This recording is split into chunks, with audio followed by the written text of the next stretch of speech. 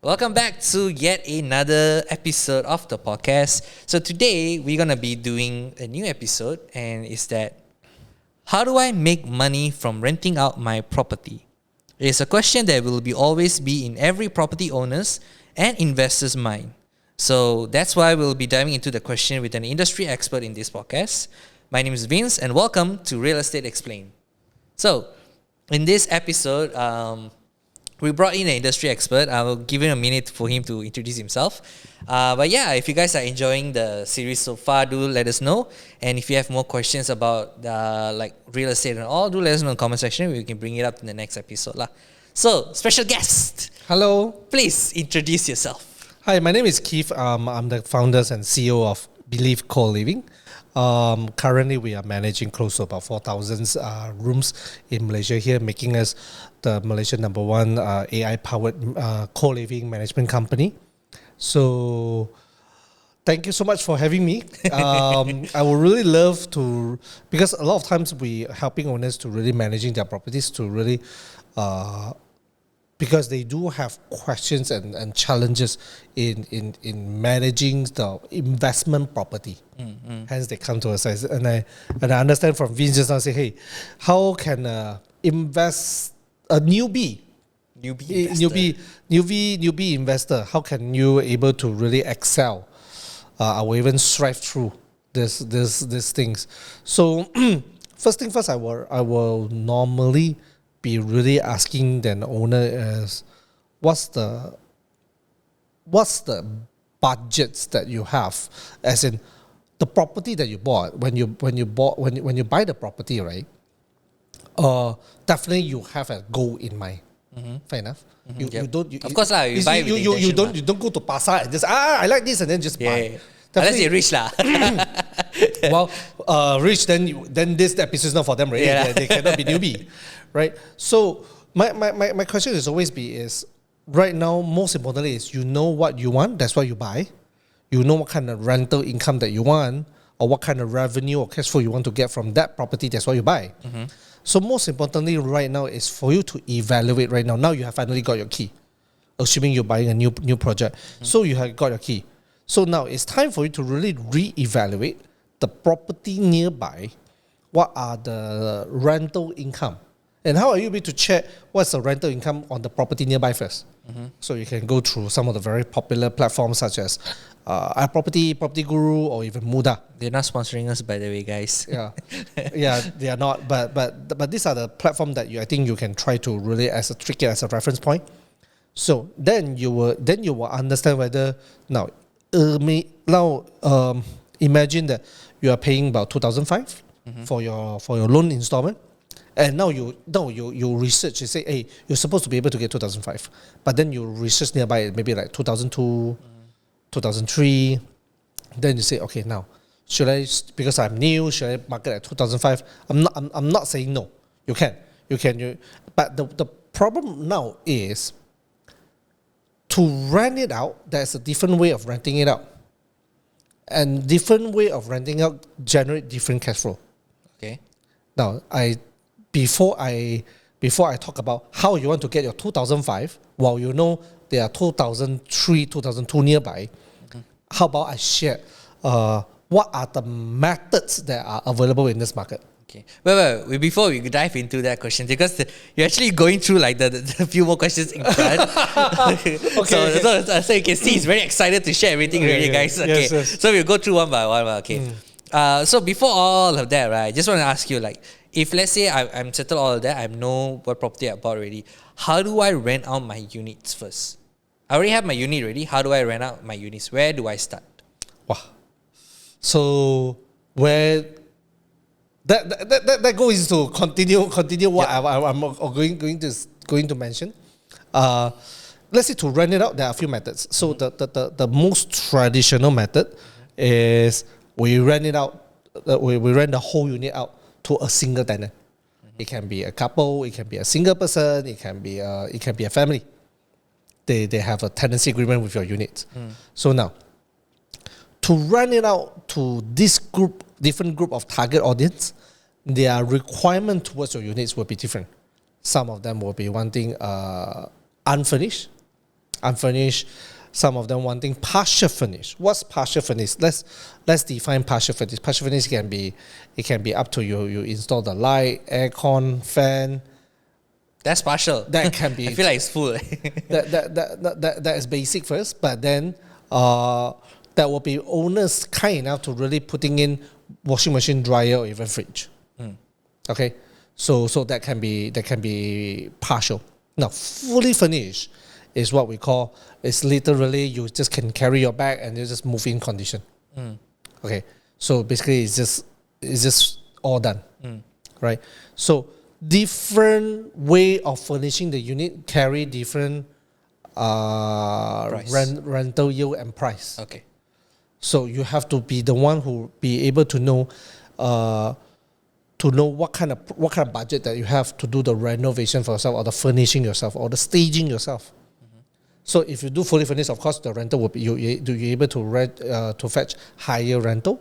If you do it at the basic unit, which is just install light and fan, okay, you don't expect you're able to get 2,500 lah. It doesn't work that way.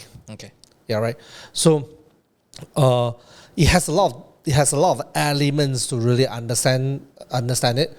But this is the most, I would say, most basic first. So understand yourself when you buy the property and you know you want to get 2,500 or even 3,000 ringgit or more.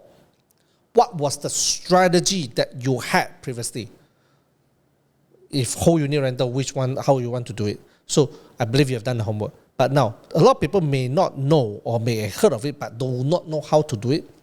The co-living way of renting it out. The co-living way of renting it out. Could you give us a definition of what is co-living? Yes. Okay. Co-living by the words itself is a group of people. They co-share a place and live together within a condo unit itself. That's why it's being called co-living. Of course, different country has a different definition of co-living, and some of the country even purposely built a building just to do co-living by its own. Okay. Yeah, they are. So, but for Malaysia's sake, let's say some owners say, hey, I think I can rent at a higher price, renting out by room and get higher rental yield. Yes, you are. But you also have to understand one more thing is, let's say originally you have 3 rooms. You are bringing in 3 different tenants, coming in from different background, different culture. So how you want to making sure they are able to live under the same roof peacefully and harmoniously. It's very important. Yes, true. All strangers want some more. Yeah, they are strangers. Yep. They don't know each other. But imagine you and your brother, and you and your family and your brothers and sister, you fight even under the same roof. True. And you all grew up together. What makes you think stranger that live under the same roof won't fight? True. Right? So that you have to understand that there's a pro and cons. Every single thing has a pro and cons.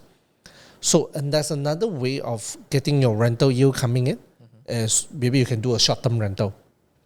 Okay? Short-term rental where you can rent it up by day. Whole unit you rent it up by day or by week. Like this is more like Airbnb kind of strategy, right? Yeah. Okay. More kind of Airbnb kind of strategy. Also, it has its own operation challenges as well.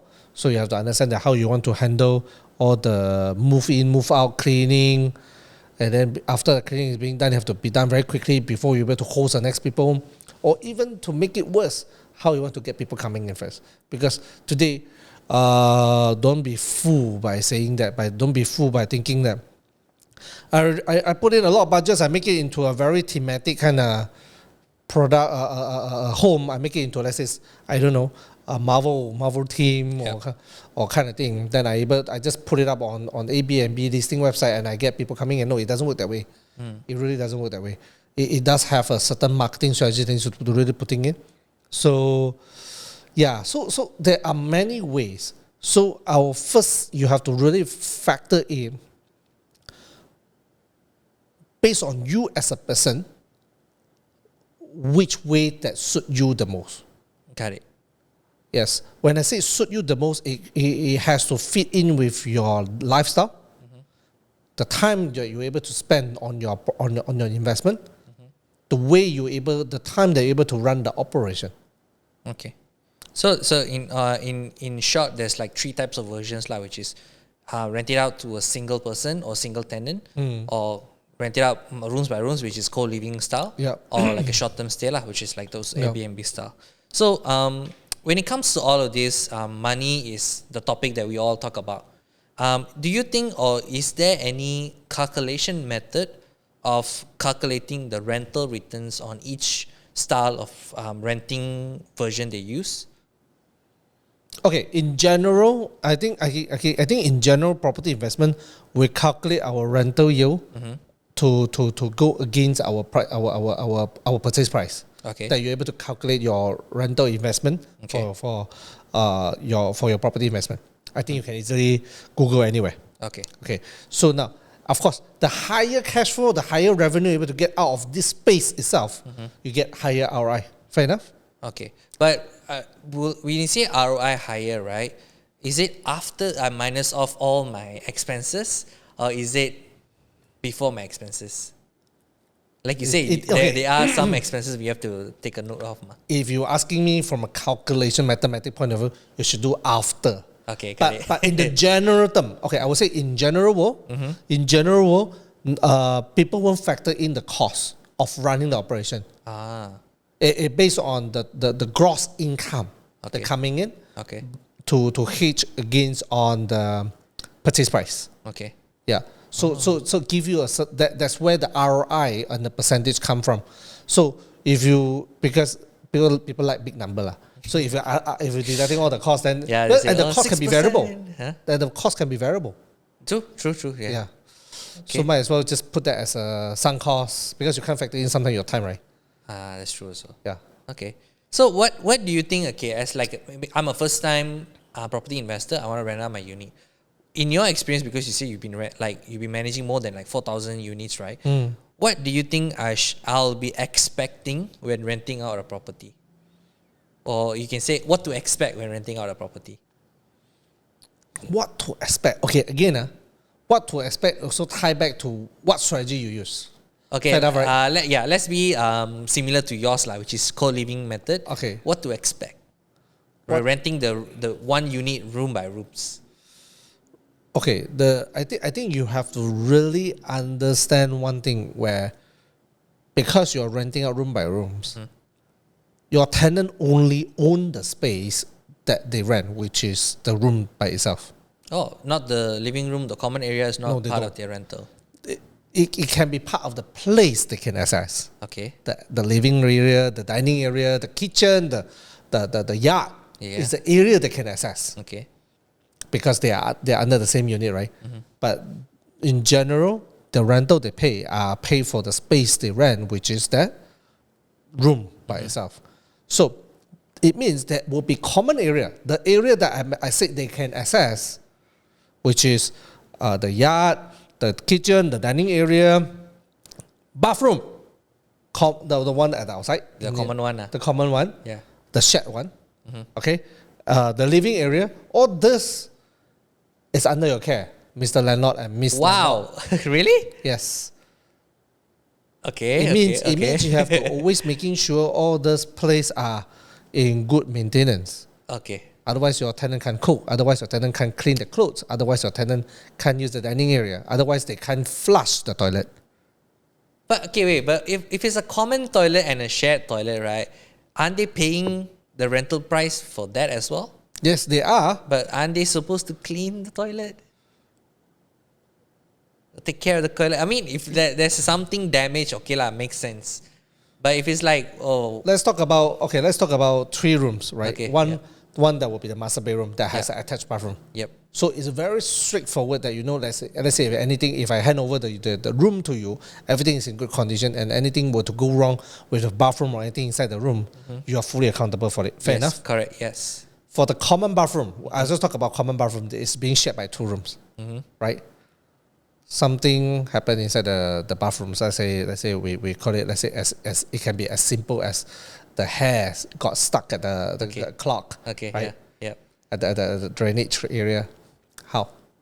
Who is the one who's supposed to clean up? Nobody will going to clean up what?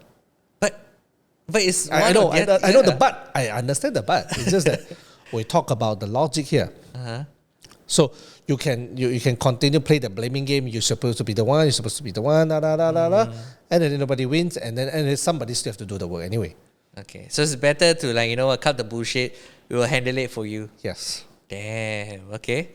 So wow, that means as an owner, I still have to go in, look at the common area, make sure it's clean. Yes. So it is an active role.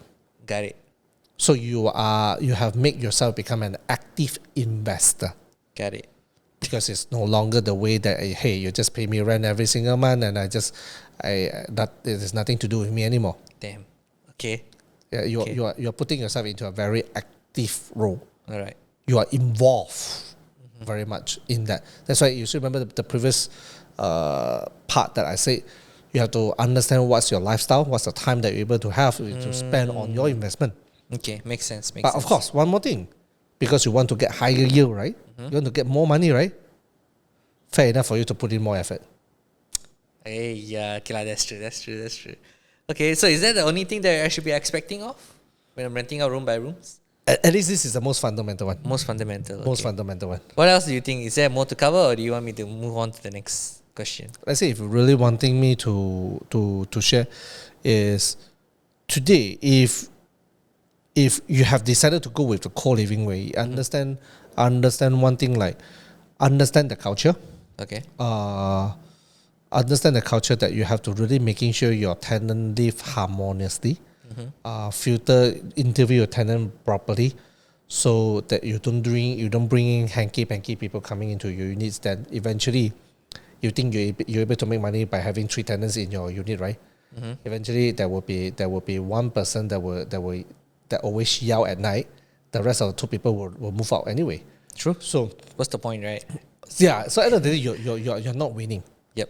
So filter your tenants, making sure common area is well maintained. It's very, very important. Okay. So speaking of that, like maintaining all right, definitely you have this answer because you went through, nightmares, experience and all. I do. So I mean, it can be recent, it can be from the years that you've been doing this. Can you share with us like any personal nightmare stories with tenants or even maybe investors who came under you to manage their properties? Just break us some tea lah. Some juicy story lah. They want to get out some juicy story out of me. Juicy story. Only you will know one. I think my team. I think my team knows it. We have dealt with tenants that has committed suicide. Shit. Okay. Yeah. Like out of few thousand tenants that I've dealt with, if I tell you I never deal with all this nasty thing, it's not possible lah. Okay, I didn't expect this to be. Oh my god. Yeah, okay. So we have that, and we have dealt with because this is something out of our control, right? Yep. It's something that I can't and also we have tenants who really nearly burned down the kitchen.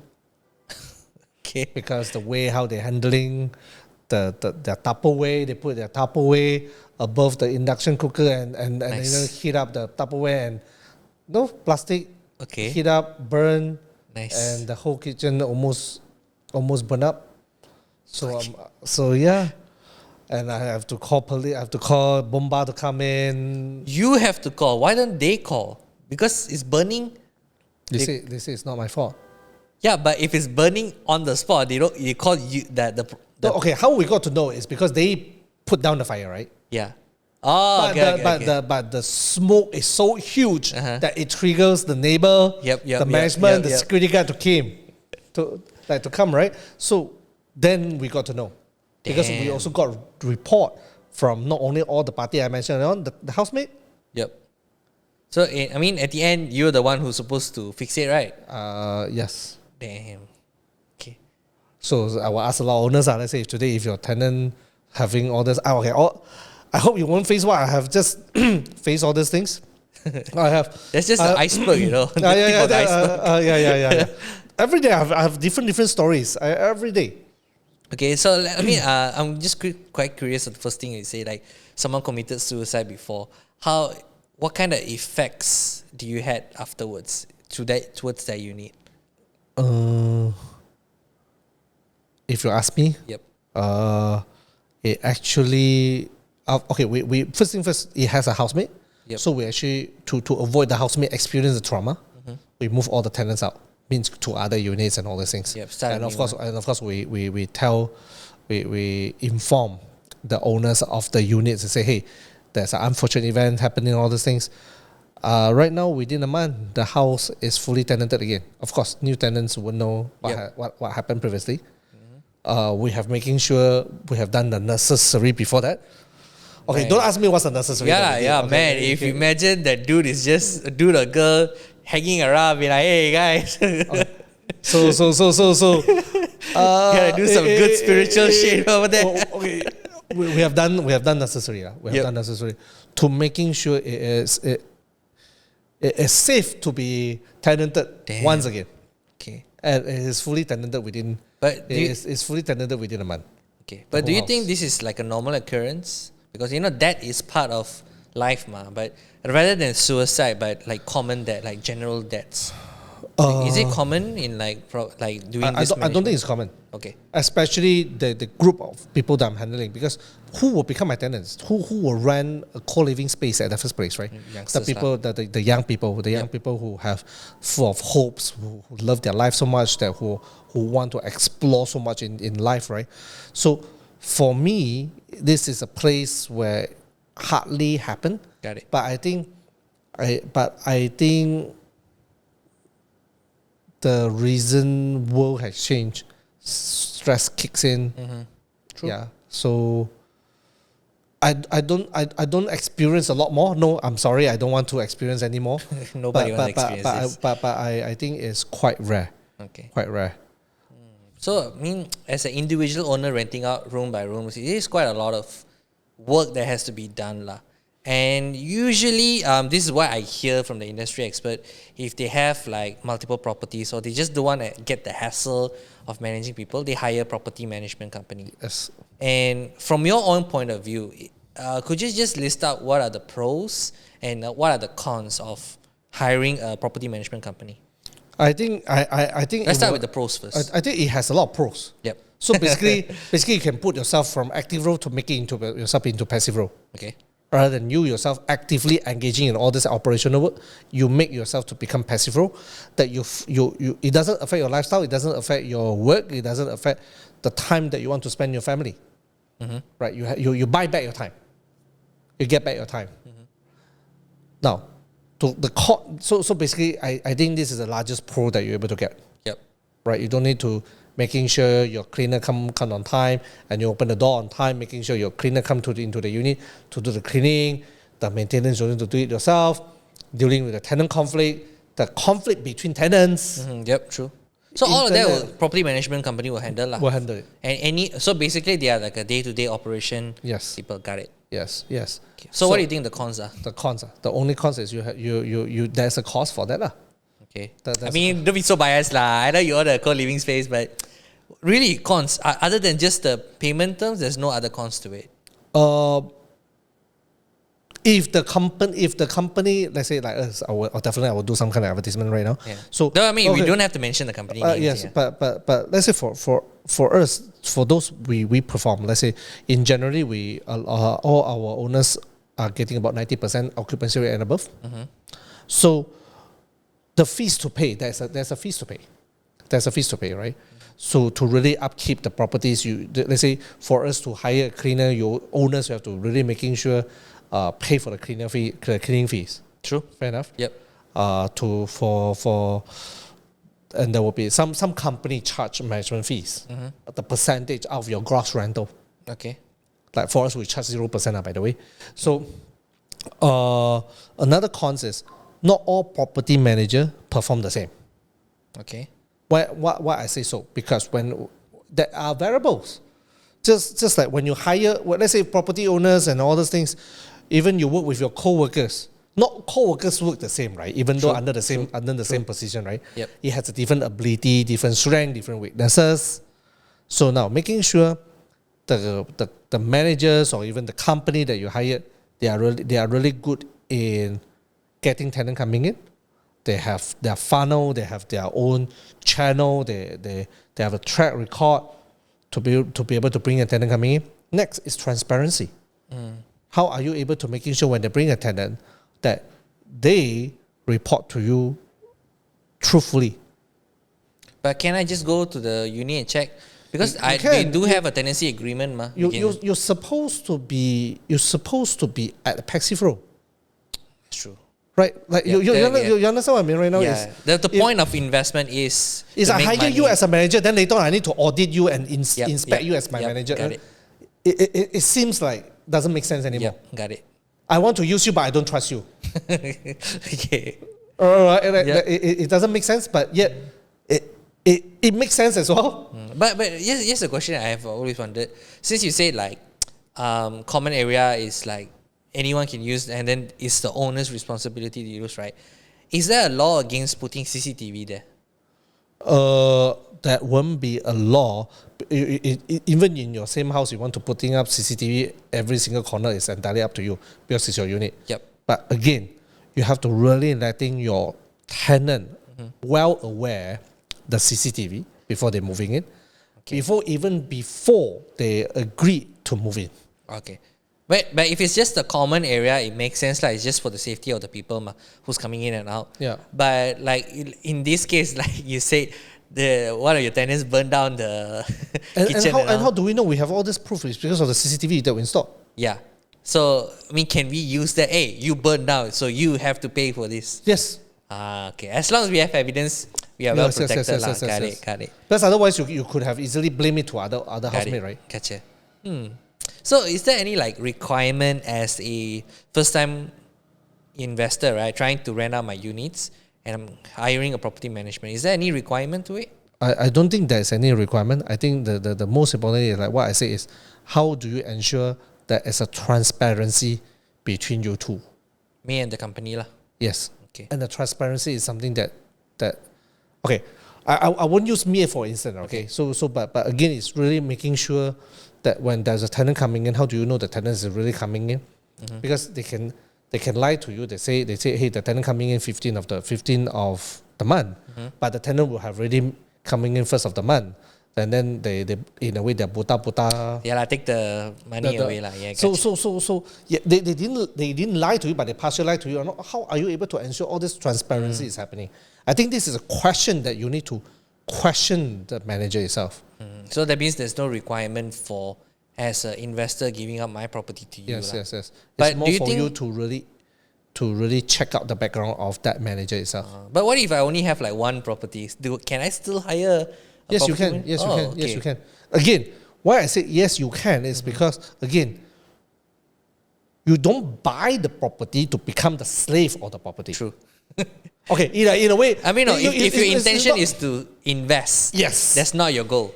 Correct. Right. You shouldn't put yourself into an active role. Got it.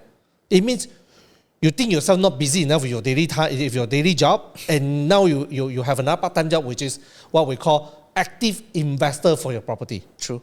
You think yourself not busy enough, man. Yeah. Yeah. Okay. So even you only have one, if you do it yourself, it will make you busy enough already. Okay. So when it comes to tenancy agreements and all, right, who draft it and how is it done and how much is the cost of the tenancy agreement? Okay, I will always strongly encourage you, don't use those you can get from the internet. Can get what? Can get for internet? I didn't know this. It's a very generic document. Oh, I think it's like a lawyer document actually. It is a lawyer document. That's why I said don't use that. Okay, I will always strongly encouraging landlord to really at least the first copy of your tenancy agreement, get a legal advisor to really craft it. Oh, so meaning the property management company won't handle tenancy agreement? Will. Oh, okay. Tenancy, okay.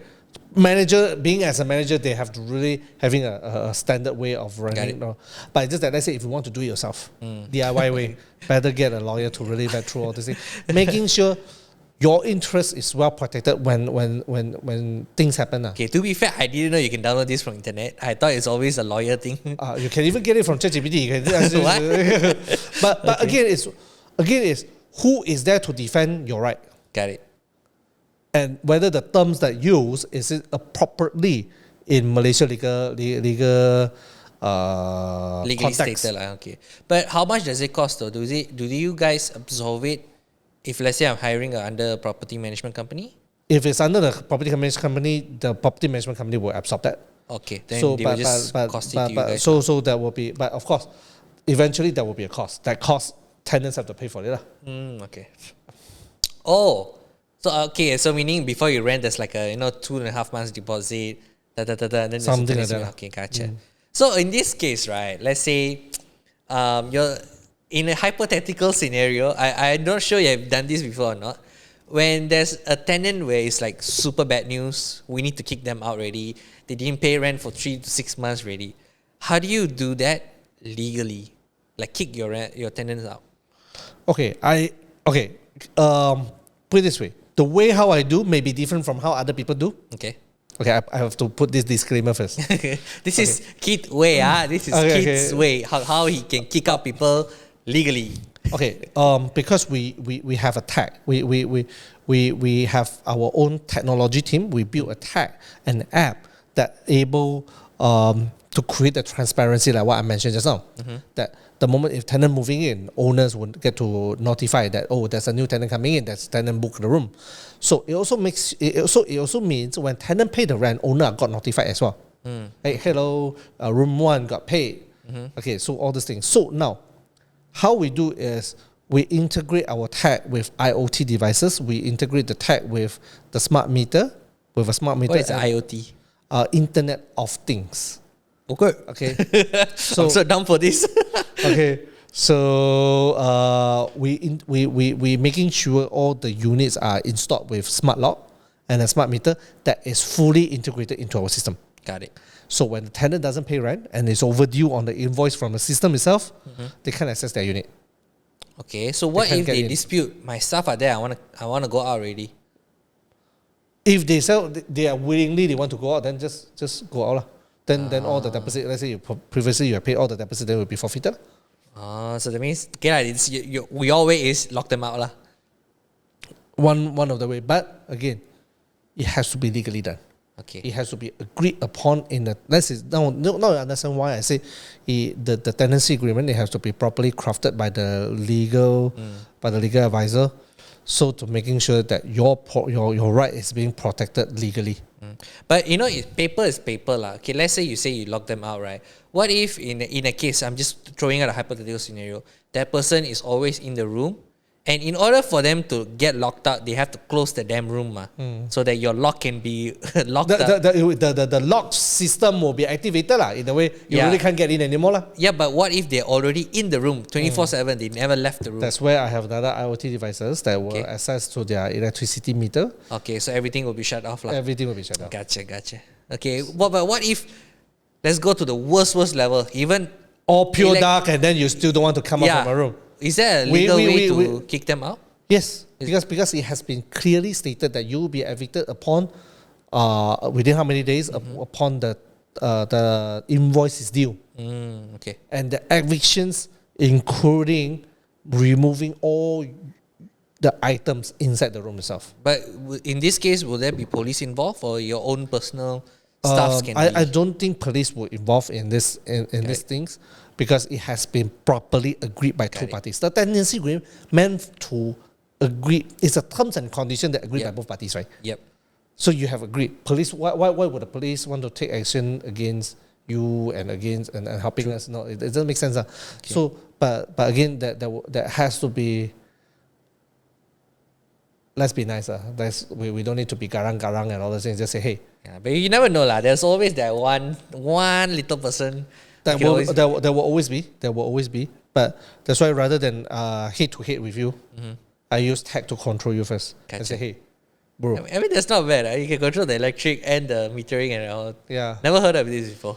Okay. At least today you learned something new. Yeah. Okay, so we talked about how to kick out the tenants and all, right? There are a few stories, right, when I'm renting out a unit and all, right, where the owners are still living there. Is that legally okay, or is it not? Is it not? Like, as an owner, can I rent out my room plus stay in the house? Yes, you can. It's your unit. Oh, so there's no no legal say on this lah. No. Because again, like what I say today, as long as everything stated properly inside the tenancy agreement, then it should be fine. Right. So moral of the story, right? Get a proper tenancy agreement done by a proper lawyer, not ChatGPT, guys. Come on. AI is taking enough job already. Yes. Okay. So you mentioned all about this called property management company and this and that. And I do know that you are running a property management company on your own. Can you just share us a little bit about yourself and why do you think if let's say any audience are listening to you should be listing their property under your company? Okay. I won't use the word should be. So it's just that. Come on, they should. They should.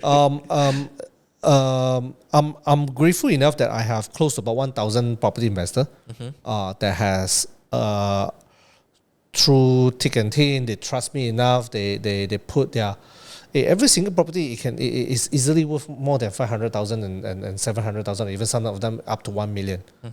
They entrusted a 1 million asset of their own to me and to my team. So I think I do have the obligations, I do have the promise I want to fulfill to them, which is not only just giving them the cash flow they deserve, but also letting them to have the peace of mind they can continue to be the passive investor lah. So we are right now running close to about, like what I say, about 4,500 rooms across Malaysia. We have our presence in Batu Kawan, Penang. We have our presence in Penang Island, in KL, Selangor, Nilai, Sepang, JB. Okay. So soon we're going to East Malaysia as well. Nice. Yes. Not bad. Sarawak. Come on, guys. Okay, let's do this. So instead of you choosing me, I will say today, if you're really wanting a company that is reputable enough, that have a track record, that be able, because today everything inside my system is transparent. Nothing to hide. So if you really want to see, hey, put to me that your company is really managing that well, and then all the thing, I have all sort of data, because in fact we have a lot of dashboard that I'm looking at every day. I have close to about 100 over people that's reporting to me. So my job is really looking at all the dashboard to making sure our company at different function, different department are functioning well. So if you really want all this data, we do have all this data to be able to share, to give you a certain level of confidence. But again, I think for property investor, if let's say word of advice is to really making sure that investigate and inspect the property manager. Even if you want to engage me, investigate me. Oh, don't worry. He's just one click away, guys. I'll put all these links down below to investigate. Don't worry. So check the review checks. Check all the reviews. Check the social media content. Check even the comment at the social media. Got it. So today I'm telling you the review section and all lah. Yeah. So because today if a person only have, let's say, if you hire a manager and the manager saying they are good enough, but again, they're good enough, but their portfolio is small, nothing for you to be able to evaluate unless you know the person personally, right? Don't be influenced by the hatred message. There will always be people putting negative comment intentionally for some reason. But again, do your own duty to really evaluate in general whether this company is a good company to be engaging for you, by you or not. Got it. So that's it about it. I think we come to the end of the podcast. I do hope you guys enjoy what we were talking about, renting out properties in a co-living and what kind of types they are. If you want to reach Keith and his company as well, I will put all these links down below. So do check them out. It's quite new, interesting way to find out about all those transparency, AI stuff as well. So guys, if you enjoyed these episodes, do let us know. And yeah. Okay, the memory cut down already. Okay guys, I'm so sorry the visual is out already. But I will put in another video. But thank you guys for watching. And I'll see you guys in the next episode. Bye-bye. Bye-bye.